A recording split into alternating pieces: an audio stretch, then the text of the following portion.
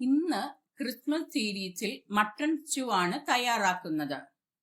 ചട്ടിയിൽ എണ്ണ ഒഴിച്ച് അതിലേക്ക് ഏലക്ക, ഗ്രാമ്പു, പട്ട, കുരുമുളക് ഇട്ട് മൂപ്പിച്ച് ഇതിലേക്ക് വെളുത്തുള്ളിയും ഇഞ്ചിയും ചേർത്ത് ഇളക്കി കൂടെ സവാള, പച്ചമുളക്, കരിവേപ്പില എന്നിവ ചേർത്ത് വഴറ്റി കിഴങ്ങും ക്യാരറ്റും ചേർത്ത് ഇളക്കണം. ഇതിലേക്ക് ചതച്ച കുരുമുളകും വിനാഗിരിയും ഉപ്പും ചേർത്ത് വേവിച്ച മട്ടൺ കൂടി ചേർക്കുക.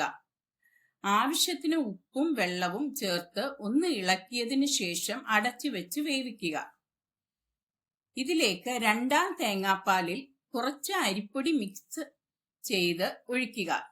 അതൊന്ന് അടച്ചു വെച്ച് കുറച്ചൊന്ന് വറ്റിയതിനു ശേഷം ഒന്നാം തേങ്ങാപ്പാൽ ഒഴിച്ച് ഒന്ന് ഇളക്കി പച്ചമുളക്, ചതച്ച കുരുമുളക്, കരിവേപ്പില എന്നിവയിട്ട് ഒരൽപ്പം വെളിച്ചെണ്ണയും ചേർത്താൽ മട്ടൺ സ്റ്റൂ തയ്യാറായി.